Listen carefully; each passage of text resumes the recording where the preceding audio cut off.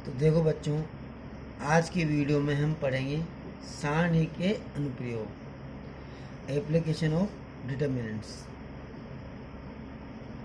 तो जो पहला अनुप्रयोग है सारणी का, वो है किसी भी त्रिभुज का क्षेत्रफल ज्ञात करना सारणी द्वारा।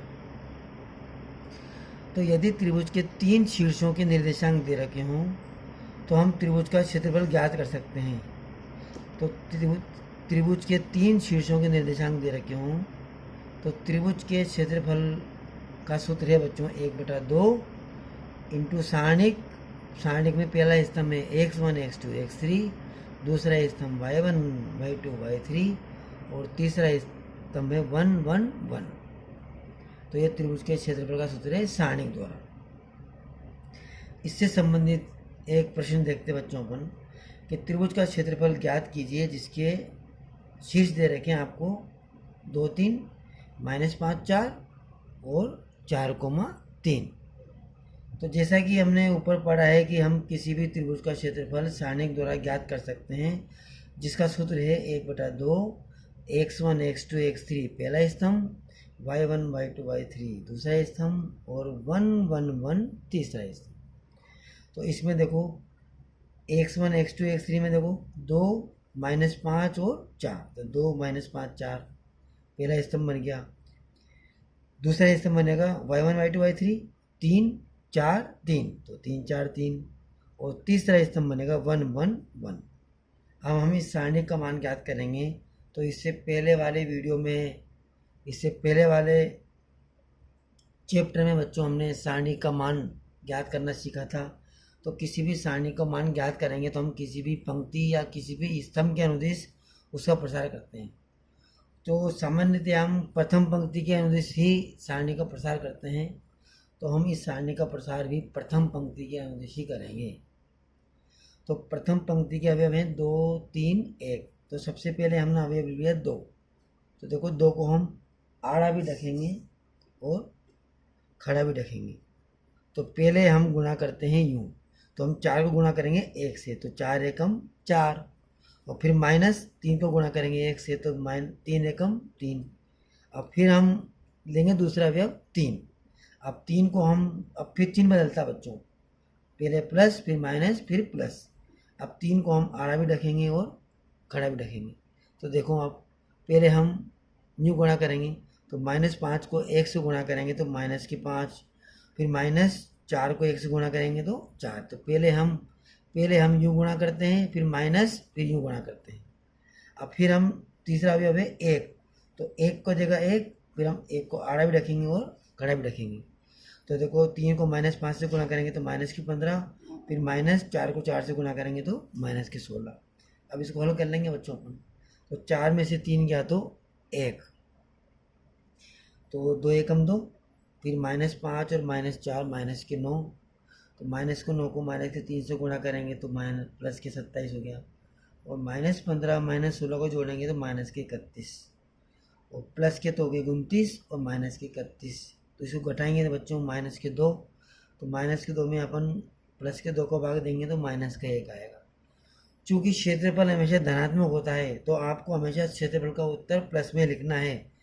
तो इसका उत्तर क्या हुआ, 1 वर्ग इकाई, क्योंकि क्षेत्रफल हमेशा धनात्मक होता है। एक चीज और देखिए बच्चों, आप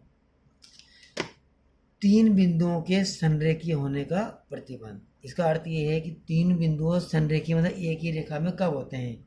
तो सीधी सी बात है कि यदि त्रिभुज का क्षेत्रफल 0 हो, 3 बिंदुओं से बनने वाले त्रिभुज का क्षेत्रफल 0 हो, तो तीनों बिंदुओं का कहलाते हैं संरेखीय।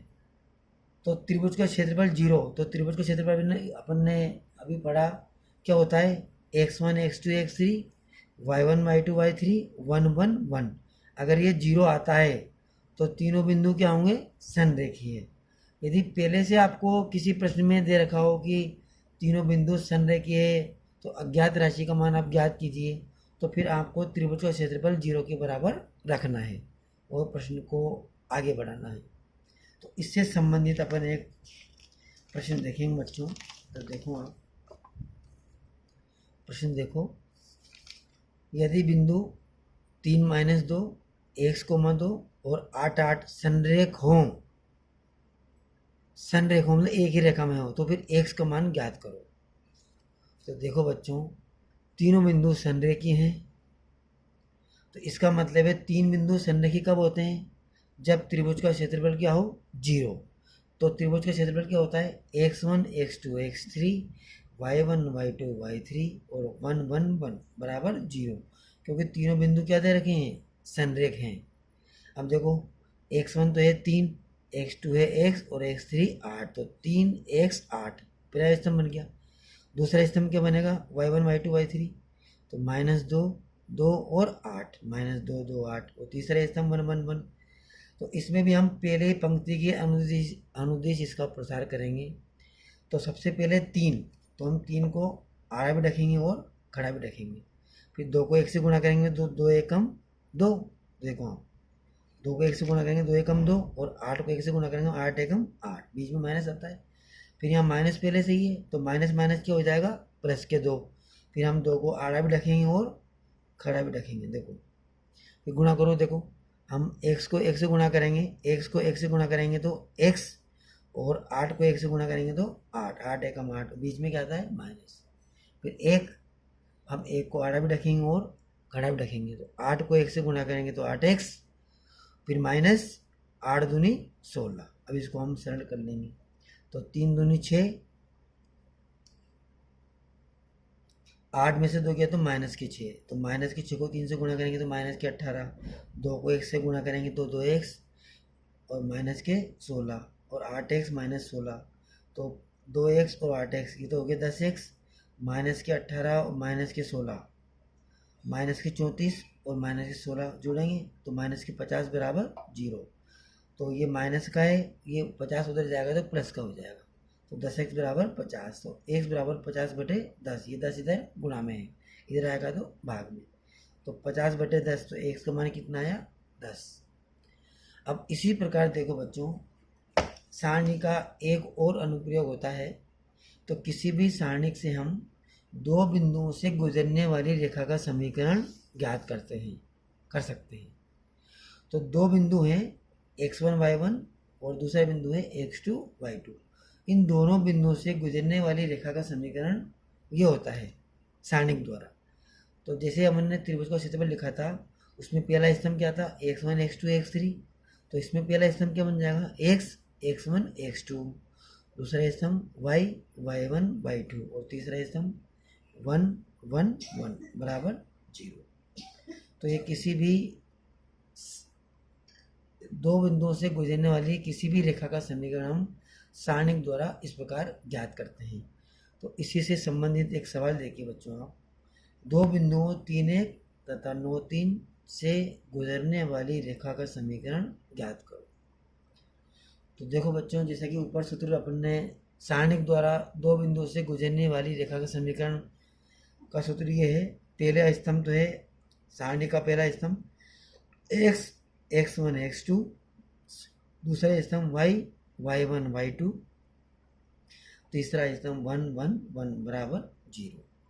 तो देखो इसमें पहला स्तंभ है x x1 का मान 3 x2 का मान 9, तो पहला स्तंभ बन जाएगा x 3 9।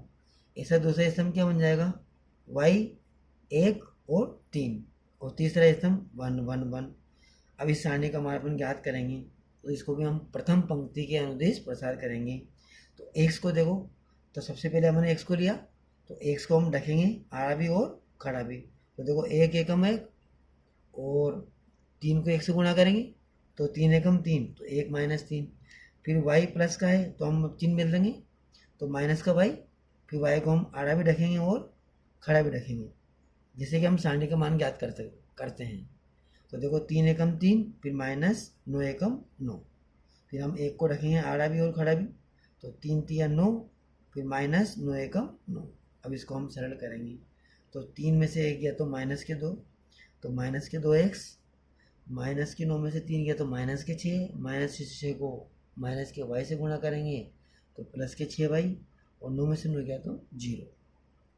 इसमें देखो समीकरण में 2 का भाग जा रहा है, तो 2 का भाग देंगे तो माइनस 2x, और 6 में 2 का भाग देंगे तो 3 बार जाएगा, तो प्लस के 3y बराबर 0। तो इस प्रकार हमने दो बिंदुओं से गुजरने वाली रेखा का समीकरण प्राप्त कर लिया सारणिक द्वारा।